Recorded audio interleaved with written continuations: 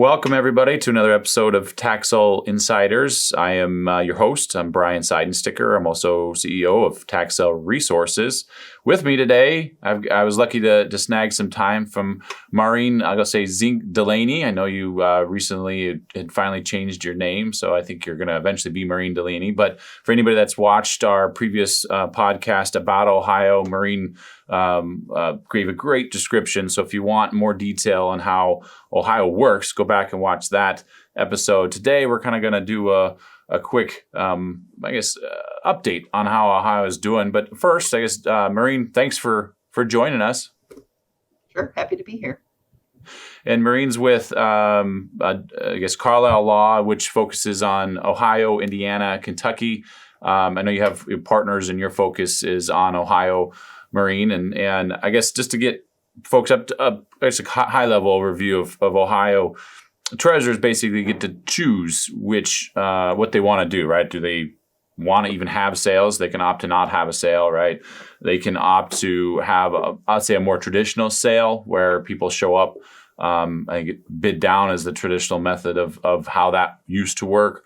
And then actually most counties had opted to do we call an RFP process, request for proposal, which is unique to Ohio. There's not many states that utilize that. And actually most counties that have opted to have a sale use the RFP process, with one exception being Hamilton County, which is Cincinnati. But it sounds like maybe the new treasurer coming in had switched the process in Hamilton. Is that correct, Maureen? Yes, that's correct. So as you said, the treasurers have the discretion under the statute. A little over half counties sell in Ohio, and that can change because treasurers are elected in Ohio. So the most recent treasurer elected in Hamilton has now opted to move towards the RFP process. So as far as I know now, all the Ohio counties that sell are using the RFP process, which usually bids are being submitted in the fall, so September, October. Okay, so September, October, and when they put out this RFP, I guess maybe you don't know all the details, but I guess how competitive is that? Is there, you got to submit a bid to buy essentially the whole portfolio, right? So that eliminates, I'll say, smaller investors, and so there's only larger investors. But how many investors are actually participating, to your knowledge, in these type of sales in Ohio? Sure, that's a good question, a very popular one that we get. So the RFP process does vary by county, but typically a county will release some type of property list in advance, and then purchasers can take a look at that information. We always encourage due diligence on the front end, makes it a lot easier for everybody. And then they can put together a proposal. And so usually it's you're looking at the properties included, your interest rate, and then there's certainly other factors. So some counties' RFPs are pretty extensive, and they'll take a look at the servicing component, perhaps reputation, other factors. Proof of funds obviously is one. So our law firm represents several purchasers in Ohio, so we won't bid on behalf of clients because it would be a conflict as they're in head-to-head competition. But my understanding from many of the county treasurers is that they're receiving multiple RFPs, multiple bids per auction or per bid season. So it seems like it's really heating up. It's been fairly competitive. And so now we're seeing what appears to be pretty aggressive bids. Really? Okay. That's interesting. So and remind me, it's not necessarily I'll say lowest bid that necessarily wins, right, in Ohio. Since it's an RFP, like you said, there's other factors that come into it: reputation, proof of funds. Could be the servicing, aspect, software, or whatever they plan to provide as an investor. But just because I bid zero and I'm the first to submit an RFP doesn't mean that I'm necessarily going to win that RFP, correct? That's what we've been hearing. So it sounds like that's a factor, but it may not be the determinative factor. Many counties are choosing to enter into multi-year contracts. And so essentially they're going to be a partner with that purchaser. So it seems like they want a good partner in the process. Obviously, they're trying to recoup the funds, the delinquent taxpayer money that's out there that's not being recouped right now. and the purchaser will obviously provide that, but they want to make sure that seems like they have a good partner in the process. And as you mentioned, in Ohio, their portfolio purchases, so their larger purchases, depends on the county size and how much the county treasurer wants to sell. So that could be a couple $100,000 all the way up to a couple million, depending on the county size and what the treasurer wants to sell. Now, will the treasurer have potentially more than one RFP in a year? That's a good question. So I think there are some counties out there that potentially will have more than one purchaser or more than one sale. It doesn't seem to be the prevailing preferred process right now. But with demand high, it'll be something to kind of keep an eye on and see if they're willing to do that. And you mentioned many of the counties opting for a multi-year relationship, right? So if they enter into a relationship, this year they may not have a quote unquote sale or RFP again, for 2-3 years down the road, correct? Correct. Mm-hmm. Now, is that multi-year being something driven by the county, or is that being driven by investors, or both? It's a good question. I'd have to say probably a combination of both. I would assume it's beneficial to both. Guessing that the RFP review process is probably a lot for the county. They have a lot of administrative aspects that they have to handle with tax certificates as far as noticing, preparing, all sorts of things. So I assume a multi-year contract might alleviate some of the burden. I think also from the purchaser aspect, I'm going to guess that's probably also gives them some stability and some ability when they're looking at preparing their bids to know that this contract is going to be 2 years, 3 years, to build that into the financial modeling. Got it. Now, I think you'd mentioned that some counties have received multiple bids at 0%. Did I hear that correctly? So we are seeing some tax certificates on the face of each tax certificate in Ohio. It'll give you the percent, and that's required on the face of the certificate. So we have seen some 0% tax certificates. So it'll be interesting to see if that continues, if that's an anomaly. 18% is the statutory max in Ohio, and then typically it's 18%, and then it fits down to the 0%. Okay. Now, I know, like in New Jersey, right? The strategy is, I'm not comparing to say Ohio to New Jersey, but in New Jersey, people bid down to zero. Actually, then they'll bid a premium, right? Which doesn't make any sense until you understand, like, okay, it's after 6 months when they get those they call subsequent liens in New Jersey, they automatically earn 18% on the subsequent. So over time, I know investors are trying to make up for that initial loss through a little higher interest. So how does, in Ohio, if somebody bids down to 0% on that certificate, why are they doing it? Like, is there any benefit, or is it just hey, I'm gonna eventually get some REO out of this whole portfolio, and that's where I'll make my money, and everything is just kind of okay, here's some funds to the county in the meantime? What's the strategy there? Why would I do that as an investor? So Ohio does have some similarities with New Jersey. So in Ohio, we're a judicial state with a 1-year redemption period. So you have a purchase date, and then after 1 year, if the homeowner hasn't redeemed, which means redemption occurs if they pay the face value of the certificate plus any interest that's accrued. So let's say we're in the 0% scenario. So you would just get your initial investment, your face amount back. But after the 1-year period of time, if the homeowner hasn't redeemed, then you can obtain something called a notice of intent to foreclose from the county. And once county signs that, from that date, it does kick up to 18% under the statute. The county will require the purchaser, though, to pay any additional tax amounts that have accrued since their initial purchase, if there is any. So you may have to make a payment at that point. Any funds that are submitted to the treasurer with the notice of intent also accrue interest at 18%. So if you have a low interest rate certificate, it's likely going to behoove you to obtain your notice of intent as soon as you possibly can to increase your interest rate to 18%.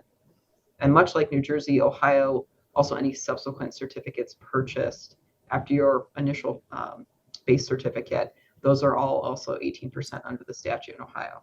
So there is certainly a higher interest rate in sight, but you have to understand the bit of the nuances of the statute and understand that the homeowner could redeem during that 1 year period of time. And if that's the case and you're at 0%, you're just going to get your face value back. Got it. Okay. And maybe this is something that is partly negotiated through the RFP, but you said the subsequents, right? So instead of New Jersey, 6 months, in Ohio, a year, right, on those subsequent liens. So in that, if I win that RFP at 0, and it's a multi-year contract, right, with the county, right, maybe it's 3-year, that next year I would be getting 18% on all the subsequents from that, obviously only properties that I previously purchased, right, that aren't brand new. Or is that something that is negotiated and per RFP, or I guess, do you have any insight into that? So my understanding of that is that it is something that's probably directly negotiated between the certificate holder and the county. And so however the county wants to run that. In Ohio, we pay our property taxes by the half. So it's possible that you could buy a sub certificate, at the half. Obviously, the amount would be a little lower since it's not a full year of taxes. But you're correct. So you would acquire, if you bought a sub certificate on a property in which you already have a base certificate or initial certificate, then those do accrue at 18% from your purchase date from the county. Got it. Okay. Interesting. Now, is the certs that you're referencing, are those, as recent as this last fall, or are they 1 year ago? And basically what I'm alluding to here, Maureen, is, with interest rates climbing so quickly over the last, 18 months, is that same level of competition going to, remain going forward, or any insight there? I think that's a really good question. It seems to be a bit of a hot topic of discussion. The Ohio County Treasurers have a conference for themselves twice a year. And that was just a few weeks ago. So we get a chance to talk to some of the treasurers and talk with them. But also, it seems like purchasers are also very concerned, interested about the rising interest rates because presumably you prepare your bid and you submit it, and then you're in this 1 year holding period for the redemption period to expire. And obviously, a lot can change in that time. So I think in the climate of rising interest rates, that is certainly going to have an effect, I would assume, on what's going on in Ohio. I'm interested to see how that plays out, but I would think that would affect people when they're putting their bids together. So I'll be curious to see the next cycle, the next coming up, how that affects. This fall, correct? Correct. Interesting. So it's, how big was the most recent, I don't know if you have any insight in this, like the most recent Cuyahoga, which is Cleveland, like how big is that sale typically each year? Good question. So they entered into a multi-year a few years ago. And I want to say they're usually the biggest in Ohio. I believe, I don't know what the exact sale was a couple of years ago, but they're usually, put a number that's like 8 million or above. Because they're a larger county. Summit County, which is Akron, is also a larger county. And so they usually have a typical several $1 million sale. And then Franklin County, which is Columbus, that's the capital of Ohio. They also have a larger sale. Historically, it's smaller than Cuyahoga. And then Hamilton County, which is Cincinnati, as we already mentioned, moving to the RFP format. They're also a county that has sold, and their sales usually kind of closer in line with Franklin County from what I've seen. So you have those types of counties, and then you've got some smaller counties that may only be having sales of a couple 100,000 or less. Mm-hmm. So you have all different sizes. Interesting. What more out of my curiosity, Maureen, for the counties that opt to not have a sale, what do they do? Does it just the county manages that process themselves without outside funds, and then they basically would foreclose themselves, or do those delinquent taxes just sit unpaid with no really recourse? How does that typically work, or do you know? From what some of the treasurers have told me, some have just very low delinquency rates and they don't feel a need. So they've, for whatever reason, have implemented or have very lucky taxpayers, and don't have delinquency rates that are high enough to merit any sale. Other counties do use in-house tools. So county prosecutors certainly can file delinquent foreclosure actions for the treasurer. There's a separate statute in Ohio that allows them to do that. So many have civil prosecutors and the resources available to be able to handle that. So it seems like you see a bit of a mix, but it's interesting that under the statute, it allows the treasurer to sell the certificates. And so, I think there's certainly pros and cons to selling the tax certificates, but for many counties, it's a way to recoup those delinquent taxpayer funds.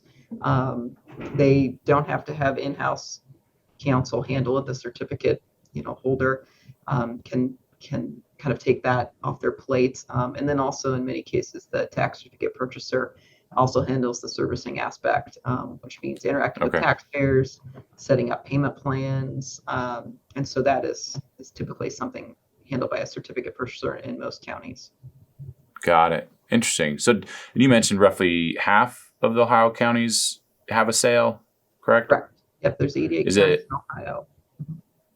And so would it be safe to assume the counties that don't have a sale are probably the smaller half in general? Yes, so there's some smaller counties. There's also some larger ones. So Mahoning does not sell tax certificates. I mean, this is to my knowledge, unless this has changed in the last couple of months, which it could. Lucas County, which is Toledo, that's a large county. They don't sell. Lorain, which is just west of Cleveland, Cuyahoga County, they don't sell. So you do have some larger counties that don't sell. I mean, larger by population. But many of the smaller counties have chosen not to, but there's still certainly a lot of smaller counties that do sell tax certificates. So I think it's interesting to hear from counties that do sell and counties that don't.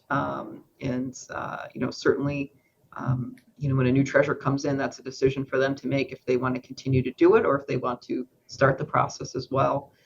So it seems like, there's an education component to it, certainly for the treasurer and their staff, but it's interesting for sure how it's evolved over the years. Yeah, interesting indeed. What I guess there are any statute changes that have been passed or maybe in talks or on the docket to be discussed in Ohio that might affect either tax lien buyers or the eventual tax deed, the sheriff's sale end of it? Any changes that might affect investors? We haven't had really any big legislation changes since about 2016, so it's been pretty steady. We always have case law kind of brewing out there, but nothing significant. We're kind of, everyone seems to be keeping an eye on the Minnesota case, Tyler versus Hennepin County, that heard oral arguments at the Supreme Court, waiting for the decision to be issued. That's a county foreclosure action, and they have a specific statute. But I think, in case there's any fallout or legislative reaction to that, I think we'll probably be keeping close tabs on that to see if something does come out in the Ohio legislature that might affect certificate purchasers. But all in all, one of the changes in 2016 was that they permitted private selling officers in tax foreclosure cases. So that's something that some of the purchasers are choosing to do. And a private selling officer, for the quick summary, is essentially someone who very similar to a sheriff who gets appointed by motion. And if the court grants that motion, then they get appointed to sell the property. And in a tax foreclosure, we don't have an appraisal. The tax amount's based off the amount that's owed to the county and to the certificate holder, and then the cost of the action. So it seems to be a tool that some purchasers are using to sell the properties, but they can still certainly also use the county sheriff to do that as well. Interesting. Well, I'd say Ohio is probably one of the few states in the recent couple of years where there wasn't a change. I can't remember who I was talking to several months back, and they had made a comment of they've seen more changes in the last 5 years than they did the previous 30 years combined as far as statute changes. And I'm seeing that nationwide, not in every state. Obviously, Ohio's fairly steady, but there's lots of states that are changing and potentially massively. But that Tyler versus Hennepin County, may have very large impacts on the industry, may have zero impact. It would be, I think everybody's waiting and waiting to see how that turns out. But I guess, Maureen, is there any other updates Ohio related that we need to be aware of? Nothing comes to mind, but if it does, I will certainly let you know. I'm happy to jump on another quick update for Ohio for you. Awesome. Well, I greatly appreciate your time. Thank you again. I'm sure all the investors watching, thank you for your time as well, and look forward to talking to you again in the future. Great. Thank you. All right. Thanks, everybody.